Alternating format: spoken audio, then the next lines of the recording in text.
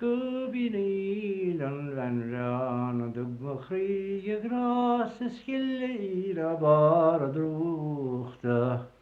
He mar tam da nabaroing vab karvistilum stracht marsjudor. He mar tam da nabaroing vab karvistilum stracht marsjudor.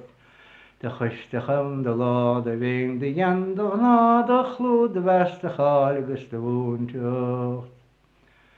Ó da bhain se calíndes, I híthach síos na mais, ní gáireoing maithir éachar ghalúch mo chud bígeart, níthach mo lénig geall siúd agus mo heil I dhéanamh.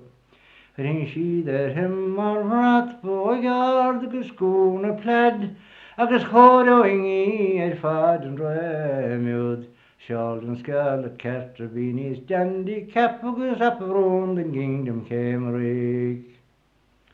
Is na ham se teing is ní éon áil me leis, ní fin agus ní mé go bhlam, nach mo rád a hachtam geilt, sma cheanna chur na being smógólum go bhaing mo chláinte. Mar a dúcha tús me leis, tucaí gearm te réid ó chós go bhaig go bás mé, nach trúisiúd mi sem chain, gan sult gan grean gan bhéirs gur war túla dhaid I ráme. Dar nair a haid móchas dar ngé go hafíon lun, dar a crébú de bhfuil a tárnan an sneacht agus sa siúca hagan chuingin is ánsel am tún am bháir.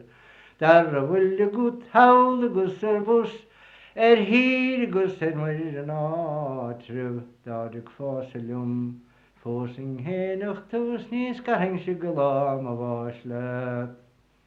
Ó dar hir agus dar hir agus dar hedíhir agus dar a raibh de chéal I géide, cad ghaun siad an éasc, sna farigí se hir agus dar a raibh a réamh go démar. Cáb gisise sú ná fin, ná gilach geall is gríon pípere na ní gur héachnic, ní rétódís ma fiam, gan anger glas na gléir mar a síchir ma chéal stréham.